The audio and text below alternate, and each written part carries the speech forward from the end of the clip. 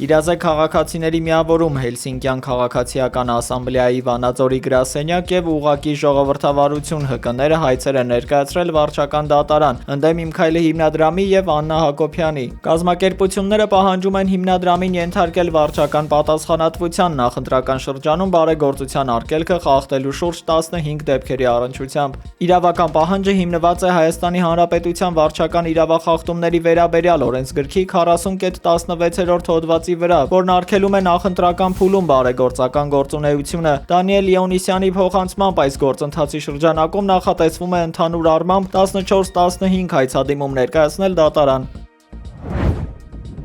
Вы сейчас у власти, на вас лежит ответственность за принятие решения.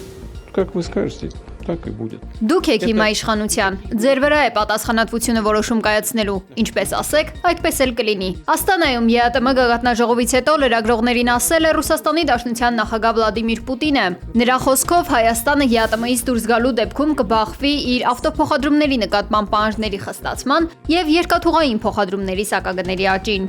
Поедание этих продуктов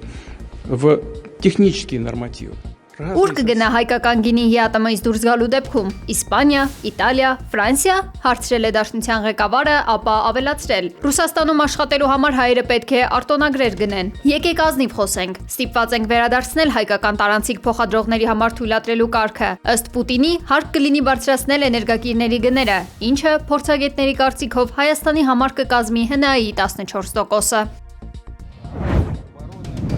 Հայաստանում Ռուսաստանի դեսպան Սերգեյ Կոպիլկինը կանչվել է Մոսկվա խորհրդակցությունների, հայտնել է Ռուսաստանի արտգործնախարարությունը։ Ըստ պաշտոնական հայտարարության սա տեղի է ունեցել Եվրամիության հետ մերձեցման ուղղությամբ Հայաստանի ղեկավարության գործողությունների ֆոնին, ինչը ռուսական կողմի ձևակերպմամբ վնասում է ԵԱՏՄ շրջանակում փոխգործակցությանը։ Բարգավաճ Հայաստան կուսակցության նախագահ Գագիկ Ծառուկյանը թիմակիցների հետ հանդիպման ժամանակ արձանագրել է քաղաքացիների հետ ունեցած շփումների արդյունավետությունը եւ կուսակցության ծրագրի նկատմամբ հանրության բարձր վստահությունը։ ԲՀԿ առաջնորդի խոսքով իրենց հաջողության գրավականը ժողովրդի հետ անկեղծ ու հասկանալի լեզվով խոսելն է, ինչպես նաեւ խոսքի եւ գործի միասնությունը։ Քիչ ասել ենք, շատ արել ենք։ Այսօր նույնն է, որ մենք օդի մեջ բաներ չենք ասում, դադարք չենք խոսում, ունենք բոլոր հարցերի պատասխան եւ ոչ թե ասենք թե վիրավորելով մարդկանց վախացնելով, այլ հասկանալի ընկալի լեզվով բացատրում ենք, ասում ենք, ներկայացնում ենք մեր ցանկությունն, որ մենք կարողանանք մեր ժողովրդին այս խեղճությունից հանել, կարողանանք զարգացնել։ Հենց դրա համար էլ մեր կարգախոսը երաշխավորած խաղաղություն, Բարգավաճ Հայաստան, բարեկեցիկ կյանք։ Քաղաքական պայքարի ընթացքում Գագիկ Ծառուկյանը կարևորել է բարոյական նորմերի պահպանումն ու մրցակիցների նկատմամբ հարգալից վերաբերմունքը։ Ըստ ԲՀԿ ղեկավարի, իրենց քաղաքական մշակույթի հիմքում ընկած է արժանապատվությունը։ Նա հորդորել է քարոզարշավն անցկացնել առանց վիրավորանքների եւ առանց ընտանիքը թիրախավորելու։ Սա հիմնական մեր մեծությունն է, մեր բարձրությունն մեր կլասն է, որ քաղաքականության մեջ ընտանիք մտնելը դա ճիշտ չի, որ մեզ վիրավորեն էլ միայն ու միայն իրեն, ընտանիք դա մենք մոռանում ենք, դա հենց մեր մեծությունն է, մեր բարձրությունն է, դա իմացեք ընդմիշտ, որ կարգը սա է։ Հայաստան դաշինքի առաջնորդ Ռոբերտ Քոչարյանը Վանաձորում կայացած հանդիպման ժամանակ անդրադարձել է երկրում ստեղծված ճգնաժամին եւ իր քաղաքական վերադարձի պատճառներին։ Նա շեշտել է, որ 2018 թվականից ի վեր տեղի ունեցող գործընթացները սպառնում են Հայաստանի պետականությանն ու ինքնությանը, ինչը անհնար է դարձնում իր անմասն մնալը։ Քոչարյանը վստահեցրել է, որ իր ղեկավարման տարիների ձեռքբերումները, անվտանգությունը եւ տնտեսական բարձր աճը վկայում են այն մասին, որ երկիրը ճիշտ կառավարման պարագայում կարող է դուրս գալ ստեղծված ծանր վիճակից։ Հիմա ոչ թե ինձ են համոզում, որ ես գամ, ես եմ ձեզ համոզում, տվեք այդ լիազորությունները եւ այդ հնարավորությունը երրորդ անգամ անել ամեն ինչ, որ Հայաստանը մնա հայկական, հայերի համար։ Իր ելույթում Ռոբերտ Քոչարյանը ներկայացրել է նաև Վանաձորի զարգացման տեսլականը, շեշտելով քաղաքի նախկին արդյունաբերական փառքի վերականգնման անհրաժեշտությունը։ Նա ընդգծել է, որ արդյունաբերության զարգացումը սերտորեն կապված է բարձրորակ կրթության հետ եւ խոստացել է կարճ ժամանակահատվածում լուծել նաև զբոսաշրջության համար կարևոր ենթակառուցվածքային խնդիրները։ Դաշինքի առաջնորդը կոչ չարել քաղաքացիներին պայքարել ոչ միայն սոցիալ-տնտեսական խնդիրների, այլև հայկական ինքնության ու ավանդույթների պահպանման համար։ Այդ ամենը զրո է եթե չունես հայրենասեր զինվոր, հայրենասեր քաղաքացի, պահանջատեր քաղաքացի։ Եվ մենք այստեղ ենք դա ապահովելու համար։ Նիկոլ Փաշինյանը Տավուշի մարզում անդրադարձել է իր քաղաքական գործունեության իր բառերով ամենաբարդ եւ վիճակահարույց որոշումներից մեկին՝ Ղարաբաղյան շարժման դադարեցմանը։ Նրա խոսքով այդ քայլը, որը հասարակության որոշ հատված դավաճանություն է որակել, ինքը համարում է իր պատմական առաքելությունը եւ ամենամեծ ծառայությունը Հայաստանի Հանրապետությանը։ Փաշինյանը պնդել է, որ այս դժվարին որոշումը անհրաժեշտ էր պետական ռեսուրսների անվերջանալի սպառումից փրկելու համար։ Անկախ նրանից ինչ կլինի հետո, դա իմ ամենամեծ պատմական առաքելությունը եւ ծառայությունն է, որ ես մատուցել եմ Հայաստանի Հանրապետությանը, ամենամեծ եւ դա մեր նահատակներին ամատուցված ամենամեծ հարգանքի տուրքն է, որովհետեւ նահատակների հիշատակը բարձր պահելու ամենամեծ ձևը այդ զարգացած բարեկեցիկ, խաղաղ, անվտանգ եւ անսահման հեռանկար ունեցող Հայաստանի Հանրապետությունն է։ Ուժեղ Հայաստան դաշինքի ցուցակի առաջին համար դաշինքի խորհրդի անդամ Նարեկ Կարապետյանը աբովյանցիների հետ հանդիպման ժամանակ հայտարարել է, որ մեր երկիրը այսօր գտնվում է պատմական շրջադարձի առաջ, որտեղ ընտրությունը ոչ թե քաղաքական ծրագրերի, այլ պետության գոյության մասին է։ Կարապետյանի խոսքով գործող իշխանությունները զբաղված են պարտվողական օրակարգերի սպասարկմամբ եւ հանրությանը պարտությունը որպես հաղթանակ մատուցելով, մինչդեռ Հայաստանին անհրաժեշտ է արմատական փոփոխություն, հիմնված ազգային արժանապատվության եւ պետական հզորության վերականգնման վրա։ Կարապետյանը անդրադարձել է նաև Ադրբեջանի հնչեցրած հավակնություններին, մասնավորապես այսպես կոչված վերադարձի օրակարգին, որը ըստ նրա հանդիպում է Հայաստանի գործող իշխանությունների ոչ թե դիմադրությանը, այլ անուղղակի համաձայնությանը։ Ազգային բարերարի թիմը խոստացել է իշխանության գալուց հետո իրենք օրենսդրորեն կարգել են ադրբեջանցիների Հայաստանում գույք ձեռք բերելու իրավունքը։ Ժողովուրդ, մենք ընդունելու ենք հատուկ օրենք, որը գործելու է 100 տարի, տասնյակ տարիներ։ Հակա Սաֆարովյան օրենք, որով ոչ մի ադրբեջանցի իրավունք չի ունենալու գույք առնի, հող առնի, նվեր ստանա Հայաստանի Հանրապետությունում, 10 օրից ավել Հայաստանում մնալու իրավունք չի ունենա։ Ուժեղ Հայաստան դաշինքի ծրագրային դրույթները ենթադրում են յուրաքանչյուր շրջանի համար առանձին զարգացման ռազմավարություն, Երևանի բեռնաթափումից մինչև արդյունաբերական նոր հանգույցների ստեղծում։ Ըստ Նարեկ Կարապետյանի մեր պայքարը պետք է լինի անզիջում ընդդեմ այն ուժերի, որոնք հայկական հողերը փորձում են դարձնել օտարների տիրույթ եւ հանուն այնպիսի Հայաստանի, որտեղ յուրաքանչյուր քաղաքացի զգա պետության հովանին։ Ամուր խաղաղությունը, էդի հայերի խաղաղությունն է, որ էլի լինելու է, ուղղակի ոչ մի ադրբեջանցի Հայաստան չի լինելու։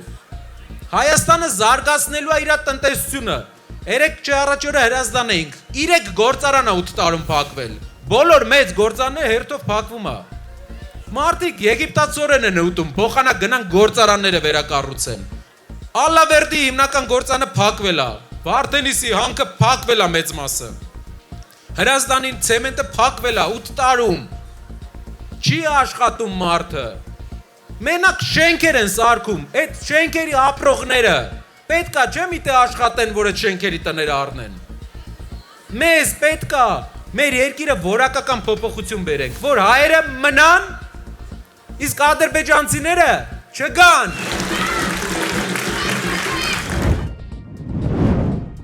Ռեֆորմիստների կուսակցության վարչապետի տեխնացու Վաղարշակ Հարությունյանը ներկայացրել է իրենց քաղաքական ուժի ծրագրային մոտեցումները, շեշտադրելով տնտեսական եւ անվտանգային ոլորտներում համակարգային բարեփոխումների անհրաժեշտությունը։ Հարությունյանի կարծիքով պետությունը պետք է էականորեն բարձրացնի իր դերակատարումը տնտեսությունում, ապահովելով արդյունավետ վերահսկողություն եւ ազգային շահերին համահունչ զարգացում։ Հարությունյանը հատուկ ուշադրություն է հրավիրել ռազմական անվտանգության հայեցակարգի արդիականացմանը, նշելով, որ միայն տարածաշրջանային ռազմաքաղաքական բալանսի հաստատման եւ հուսալի դաշնակցային հարաբերությունների միջոցով է հնարավոր երաշխավորել Հայաստանի ինքնիշխանությունն ու կայունությունը։ Պետք է ապահովենք մեր բանակի մարտունակությունը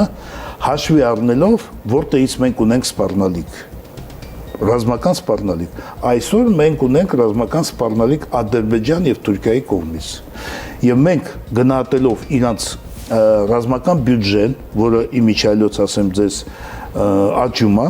24, 25, 26 թվին էլ աճել 18%-ով եւ այստեղ պիտի բալանսավորենք մեր բյուջեն իրանց։ Մենք էլ ենք աճեցնում, բայց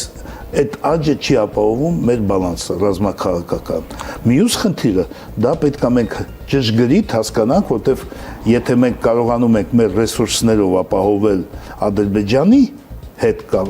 մեր բալանսը, ապա Թուրքիայի հետ մենք այդ հնարավորությունը չունենք, դա մենք պետք է հստակ հասկանանք ով է մեր դաշնակիցը, ունենանք համապատասխան միջպետական պայմանագրեր, որը ունեն իրավական ուժ եւ բացի դրանից լրջագույն աշխատանք պետք է տանենք դիվանագիտական, որպեսզի մենք այդ մեր կապերը սերտացնենք եւ կարողանանք նաեւ ապահովել տարածաշրջանում մեր դիրքը։ Բոլորին դեմ եմ կուսակցության նախընտրական ծրագրի հիմնական դրույթը բոլորին դեմ եմ քվեաթերթիկի ինստիտուտի կիրառումն է, որը նրանք դիտարկում են որպես իշխանափոխության եւ քաղաքական պատասխանատվության հասնելու միակ արդյունավետ գործիք։ Ըստ կուսակցության падգամավորի տեխնացու Հրաչ Ամիրբեկյանի այս մոտեցումը թույլ կտա հանրությանը ոչ միայն արտահայտել իր դժգոհությունը գործող համակարգից, այլև ստիպել քաղաքական ուժերին հաշվետու լինել, քանի որ քվեաթերթիկի այս տարբերակը մահակի դեր է կատարում ապագա իշխանությունների վարքագիծը վերահսկելու եւ ոչ կոմպոնենտ ուժերին քաղաքական դաշտից դուրս մղելու համար։ Մեր նպատակը հենց այդ է, որ բոլորին դեմ քաղաքացիների, որը որ տարբեր հարցումներում մեր գնահատումներում մոտավորապես 30%-ը, այդ 30%-ի մեջից հասնել են մարդկանց, ասենք, գոնե 10%-ին հասնել, որ ընտրության գնալու բոլորին դեմ քվեարկելը դա կարևոր է ու մեր գնահատմամբ միակ շանսը իշխանափոխություն անելու բոլորին դեմ քվեարկելն է։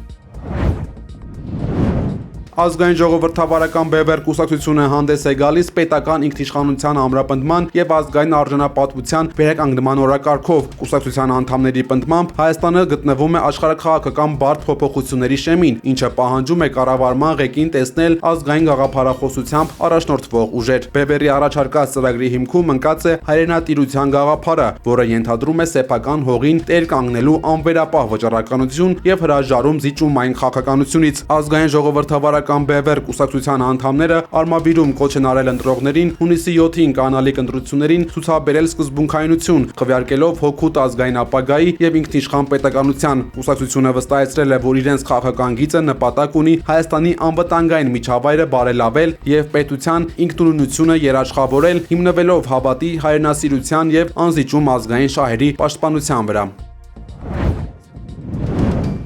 Հանրապետություն կուսակցության նախագահ Արամ Սարգսյանի պնդմամբ Հայաստանի ինքնիշխանության եւ անվտանգության ամրապնդման համար պետք է արևմուտքի հետ հարաբերությունները զարգացնել։ Սարգսյանի խոսքով երկրի անվտանգային ճարտարապետությունը պետք է հիմնված լինի ժամանակակից տեխնոլոգիաների եւ ՆԱՏՕ-ի չափանիշներին համապատասխանող սպառազինության վրա, ինչը հնարավոր է իրականացնել միայն ռուսական ազդեցության գոտուց եւ միասնական հակաօդային պաշտպանության համակարգից դուրս գալու դեպքում։ Քանի մենք դուրս չենք եկել միասնական հակաօդային պաշտպանության համակարգից, մենք խնդիր ենք ունենալու։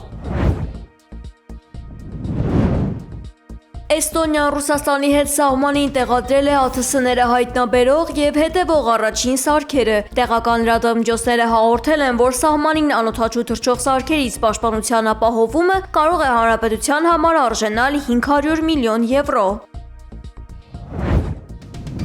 Թեհրանը պատրաստվում է զարգացնել այլընտրանքային առևտրային միջանցքները, այդ թվում Ռուսաստանից։ Իրանի նախագահ Մասուդ Փեզեշքյանը կոչ է արել արագացնել բոլոր համապատասխան համաձայնագրերի իրականացումը եւ օգտագործել հարևան երկրների հնարավորությունները։ Բացի Ռուսաստանից, այդ թվում են Պակիստանը եւ Ադրբեջանը։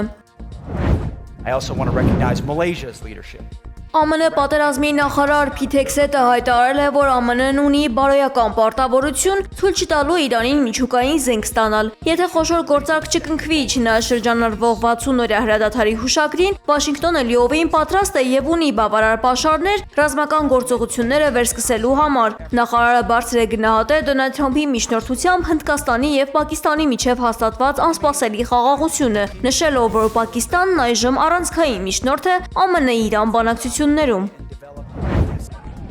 Չեմպիոնների լիգայի եզրափակիչ խաղի նախաշեմին Բուդապեշտում միջադեպ է գրանցվել Պարի Սեն Ժերմենի եւ Արսենալի ֆանատների մասնակցությամբ։